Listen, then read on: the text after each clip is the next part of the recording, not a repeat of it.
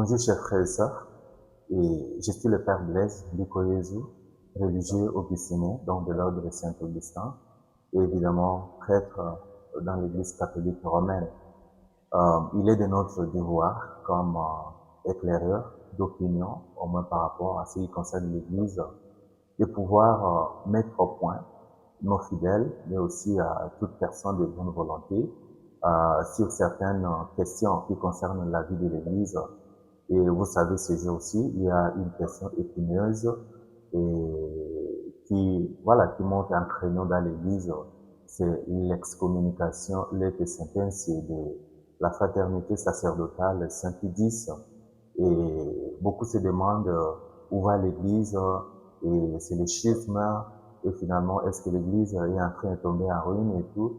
Et c'est pourquoi je suis venu avec cette mise au point, pour montrer d'abord aux frères et sœurs, aux uns et aux autres, l'origine de la chose, c'est parti d'où, et comment est-ce que l'Église aujourd'hui, à travers les Saint-Sièges, est arrivée à la dite excommunication. Alors vous savez, c'est depuis le 2 juillet 2026 que le Saint-Siège a publié un décret d'excommunication, l'été sentencié à l'égard des membres et de la fraternité sacerdotale Saint-Pédis. Et ici, on a cité 6 évêques, 2 évêques consécrateurs et les 4 évêques qui ont été sacrés, les prêtres et aussi les fidèles. Et quand l'Église parle de communication, l'été sentencié, qu'est-ce que les fidèles comprennent de cela? Il y a 2 sortes d'excommunication. Il y a l'excommunication, l'été sentencié, qui est une excommunication automatique, de facto, par le fait même qu'un membre de l'Église pose un acte grave, une faute lourde, il est automatiquement excommunié sans entreprendre aucune procédure juridique par un tribunal ecclésiastique. Ça, c'est l'excommunication, l'été sentencié. Par contre, il y a aussi l'excommunication référende sentenciée, où, après avoir commis l'acte, il y a une procédure juridique qui est entreprise et auprès d'un tribunal ecclésiastique, après examen, et maintenant il y a la sentence qui sort. Et pour ce cas ici, c'est l'excommunication, l'été sentencié, automatique, de facto. Le membre est exclu de l'Église. Et il y a des conditions pour ça. Et pour qu'on vous excommunie, l'été sentencié, et la faute doit être d'abord lourde. Ça doit être une faute lourde, très grave. Et des deux, comme acteur, la personne doit être consciente de la gravité de l'acte posé par elle. Et comme ça, cette excommunication prend effet. Quelles sont les fautes lourdes qui méritent ce genre d'excommunication? Il y a d'abord l'apostasie, le fait de rejeter votre foi. Il y a l'hérésie, le fait de profaner ou de proliférer un enseignement, une doctrine contraire à ce qu'enseigne l'Église.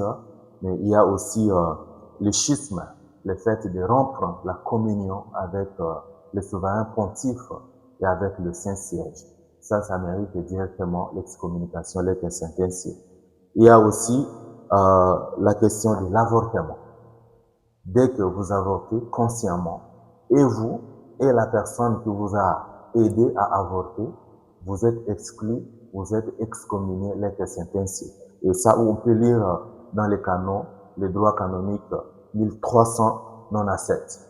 Il y a aussi la profanation des espèces consacrées. Vous pouvez aussi lire dans les canons 1367. Dès que vous profanez l'hostie qui a été consacrée, ou même le vin qui a été consacré, vous profanez, ou bien vous l'enlevez du tabernacle pour la mettre dans un endroit inapproprié, vous pouvez être excommunié, l'été sentencié. Il y a aussi la levée du secret de la confession par les prêtres. Dès que le prêtre lève ce secret-là de confession, et ce qui a été confessé à lui en privé et au confessionnal, et maintenant il part propager, il peut être excommunié, l'été sentencié. Et ça, on peut voir dans le canon 1386. Il y a aussi l'ordination illégale, sans mandat pontifical. Parce que de toutes les ordinations épiscopales qu'il y en a, on lit toujours une lettre qui vient de Rome, qui notifie les fidèles de la nomination du candidat à la consécration épiscopale. Ça aussi, vous pouvez lire même au droit canon 1382. Mais aussi, il y a la violence physique à l'égard du souverain pontife.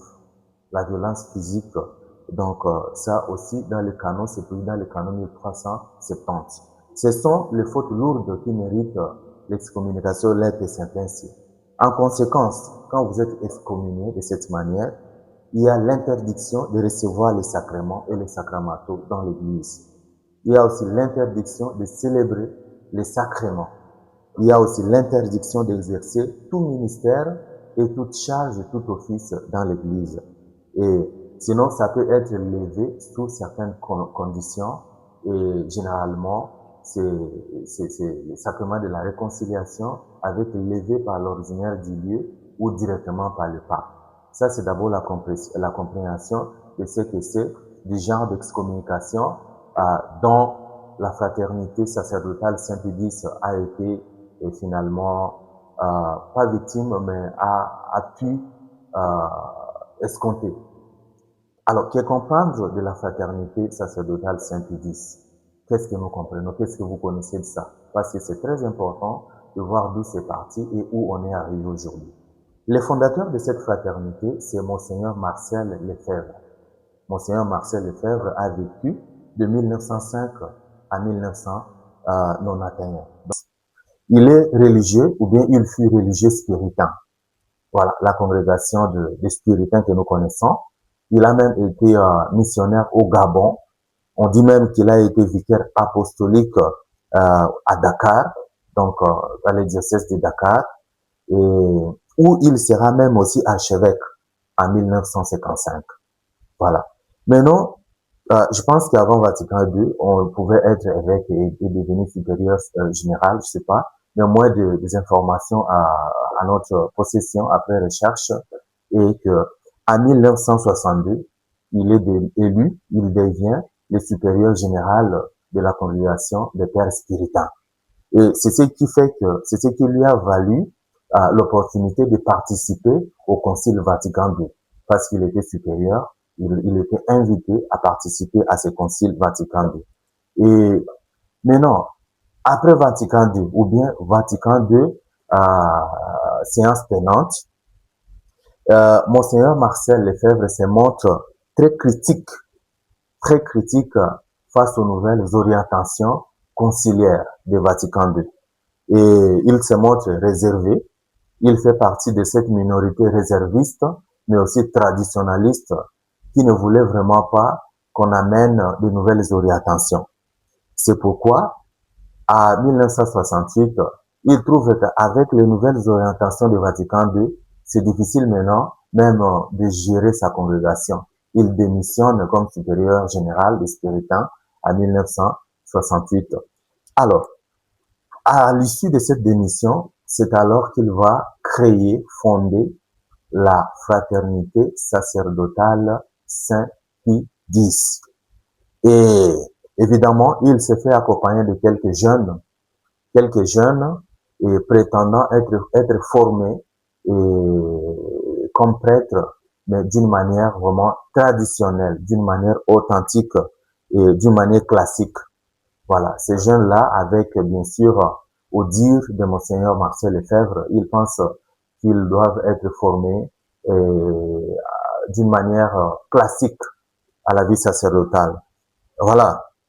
Toutefois, en 1970, et cette fraternité est canoniquement reconnue par l'évêque de Fribourg. Voilà. Créée à 68, après démission, c'est quand même reconnu canoniquement par l'évêque de Fribourg en 1970 ou 70. Et de là, il y avait déjà des tensions. Il y a des évêques déjà notamment de la conférence épiscopale de France qui ont vu l'allure de cette fraternité et trouvé déjà un danger pour l'Église. C'est pourquoi ils vont commencer déjà à montrer des réserves face à l'allure que ça prenait et aussi à leur prise de poste, prise de position par rapport à la vie de l'Église. En 1974, à l'issue d'une visite apostolique, Monseigneur Marcel Lefebvre va publier une déclaration qui va se faire beaucoup entendre, qui va aussi choquer les uns et les autres. Et dans cette déclaration, il oppose la Rome ou bien une Rome de toujours. Ici, il parle de Saint-Siège, le siège de l'Église catholique. Il oppose une Rome de toujours à une Rome moderniste, une Rome qui est presque profanée, devenue moderne et qui n'a plus une certaine tradition. Et ça fait couler l'encre. Et ainsi, pour lui, Vatican II a complètement désorienté et la nature de l'Église et sa mission. Vatican II a ouvert l'Église au danger et l'Église n'est plus elle-même. Ainsi, à l'issue de cette déclaration et des allures de prise de position de Monseigneur Lefebvre, Vatican II va supprimer les statuts canoniques de la fraternité sacerdotale Saint-Pie X. Et ça va être en 1976. Alors, malgré cette suppression, Monseigneur Lefebvre décide de continuer avec son œuvre parce qu'il estime que la suppression était infondée, invalide et injustifiée. Il va continuer malgré cette suspense à divinis par le Saint-Siège. Il continue même à ordonner des prêtres dans ce mouvement-là. Et alors, il y a un tournant très culminant, un tournant décisif dans l'émergence de ce problème que nous vivons aujourd'hui. C'est en 1988. Qu'est-ce qui se passe? Comme je l'ai dit, malgré la suspense à divinis par le Saint-Siège, Monseigneur Marcel Lefebvre continue à ordonner des prêtres. Mais aussi, il y a un groupe de sympathisants catholiques, de fidèles catholiques, qui estiment que ces revendications seraient fondées. Parce qu'il épinglait seulement l'aspect liturgique. Pour lui, la liturgie doit rester telle qu'avant Vatican II. D'abord, la langue traditionnelle, c'est le latin.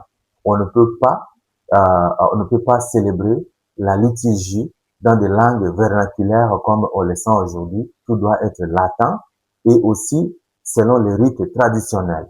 Évidemment, les prêtres tournant le dos avec tout ce qui s'est passé, que vous connaissez probablement.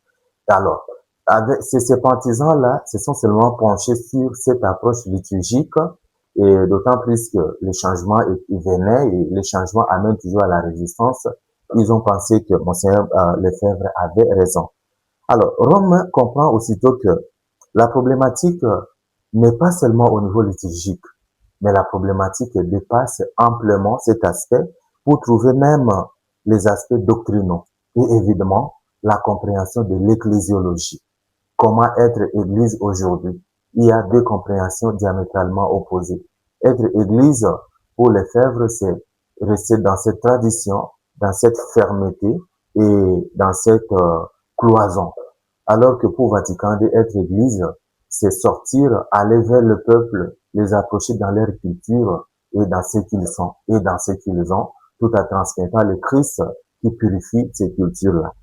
C'est pourquoi, en 1987, Monseigneur Marcel Lefebvre vieillit déjà.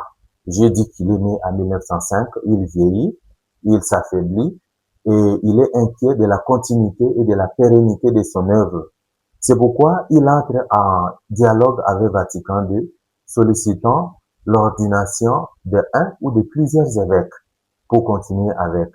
Après analyse, après dialogue, Vatican, donc le Saint-Siège, va accorder l'ordination d'un seul évêque qui serait choisi par le Saint-Siège et non par Monseigneur Marcel Lefebvre lui-même.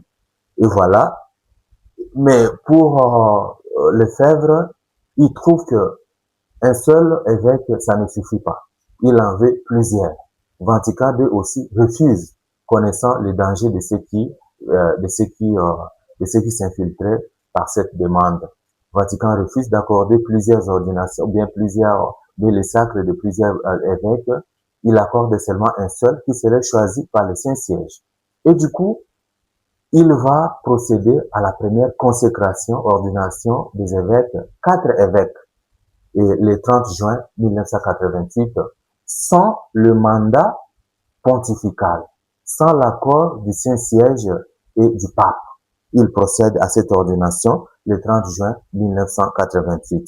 Vous voyez déjà que, selon ce que j'ai expliqué par rapport à l'excommunication, l'été sentencié, il était déjà entré en problème parce que l'ordination illégale en appelle directement à ce genre d'excommunication, mais aussi la rupture de communion avec avec le Saint-Siège et qui se traduit par cet acte schismatique. Alors, et considéré comme un acte schismatique, Vatican va excommunier déjà ces 4 évêques et selon les prescriptions canoniques. Alors, quels sont les points de désaccord entre Rome, le Saint-Siège et la fraternité sacerdotale Saint-Pédis? C'est très important de comprendre pour ne pas se déverser là-dedans avec une sympathie subjective et tomber dans ces pièges. C'est pourquoi l'objectif de cette présentation, c'est d'aider les fidèles, les uns et les autres, les hommes et les femmes de bonne volonté, à mieux comprendre pour ne pas abuser de leur sympathie, qui soit peut-être subjective ou bien par manque de connaissances, par ignorance. Les points de désaccord entre le Saint-Siège et cette fraternité s'articulent autour de quelques points doctrinaux majeurs, notamment la liberté religieuse. Pour la fraternité sacerdotale Saint-Pédis, à travers bien sûr son fondateur déjà, il pense que la liberté religieuse telle que prônée par Vatican II contredit la doctrine traditionnelle du règne social du Christ. Donc, c'est le Christ qui est le roi. Et on ne peut pas tolérer une autre religion à côté. C'est le Christ ou rien. C'est le Christ ou personne. Donc, déjà, ça pose problème quand même. Parce qu'au monde d'aujourd'hui, nous croyons en un seul Dieu. Et il est tout à fait illégitime, tout à fait inhumain de penser que la croyance de l'autre menace la mienne ou bien de dire que la croyance de l'autre est tout à fait erronée. Il croit en un Dieu, c'est sa liberté, c'est sa croyance à lui. Mais moi, avec ma conviction, c'est ma croyance, je ne peux qu'aider à pouvoir vivre socialement très bien. De deux, la collégialité épiscopale. Vatican II a prôné la collégialité. Quand le Saint-Père, le souverain pontife, siège avec le collège des évêques et peuvent se prononcer sur une question doctrinale, voilà, c'est ce que Vatican II a prôné. Pour lui, cette collégialité est en train d'encourager un certain parlementarisme où les évêques se font comme des membres de parlement et affaiblissent le pouvoir du souverain pontife. Il y a des sujets où il doit se prononcer seul, sans en appeler à la collégialité épiscopale. Donc, c'est là aussi il y a un problème, parce que pour Vatican II, le souverain pontife, bien qu'il est le premier entre tous, il doit se faire accompagner par cette collégialité épiscopale. C'est pourquoi, à travers les consistoires, il les consulte sur un nombre de choses, sur un nombre de points doctrinaux, et après il peut se prononcer comme le successeur de Pierre. L'autre aspect, c'est l'écuménisme. Pour lui, déjà, quand il parle de la liberté religieuse, et là déjà aussi, l'écuménisme, il le relègue parce que ça, c'est mon église ou rien, c'est ma croyance ou rien, c'est ma doctrine ou rien. Alors pourquoi se fédérer avec les églises sœurs pour pouvoir voir les points qui nous unissent et peut-être relativiser les points qui nous divisent? Pour lui, l'écuménisme n'a totalement pas de sens, alors que c'était vraiment prôné par Vatican II. Et finalement, il y a aussi la réforme liturgique. Comme je l'ai dit, lui, il prône la liturgie traditionnelle, l'usage de la langue latine et rien d'autre que ça. Il y a déjà un problème alors que Vatican II a ouvert des portes, même pour la célébration en d'autres langues. Voilà un peu le point de dissensus entre les Saint-Sièges et la fraternité sacerdotale Saint-Pédis. Et ce qui est arrivé aujourd'hui, je vous ai dit qu'il y avait déjà d'abord une suspense ad divinis à 1976. Et après ça, il y a eu excommunication en 1988 après le sacre, la consécration illégale et illégitime de 4 évêques sans mandat du Saint-Siège. Ce qui est arrivé en 2026, c'est encore la consécration de 4 évêques le 1er juillet 2026 par la fraternité, par cette fraternité-là. Et couplé de l'ordination de 1988, ça devenait récurrent, c'est la deuxième fois. Et des évêques, des 4 évêques qui étaient illégalement et illégitimement consacrés à 88, 2 sont morts, il y a 2 qui sont restés, et ce sont eux qui ont imposé les mains sur les 4 nouveaux. Ainsi, tous ces 6 évêques, les 2 consécrateurs et les 2 évêques consacrés, sont excommuniés avec les prêtres membres de cette fraternité et les fidèles qui adhèrent solennellement et ouvertement. Et le décret est ressorti le 2 juillet, alors que le souverain pontife, à la veille, le pape Léon XIV, a pris du temps pour rappeler à la fraternité sacerdotale Saint-Pédis de revenir à la raison et de ne pas rompre la communion avec le Saint-Siège, de ne pas rompre en fait la succession même apostolique. Alors, c'est pourquoi nous invitons ici les fidèles à prendre connaissance de cette explication et à ne pas céder à, voilà, à des sympathies subjectives, comme je le disais, et aussi à ne pas céder à pouvoir adhérer à quelque chose qui rend la communion de l'Église, qui divise l'Église et parfois qui contredit des aspects doctrinaux aussi très clairs, comme la liberté religieuse, comme l'écuménisme, comme la réforme liturgique et aussi comme la collégialité épiscopale. Aujourd'hui, c'est très important. Nous parlons de la synodalité. On ne peut pas imposer de vie, mais il faut vivre l'Église, être Église ensemble. Toutefois, Vatican, le Saint-Siège n'a pas totalement fermé la porte. Il y a toujours une voie de réparation et de récupération.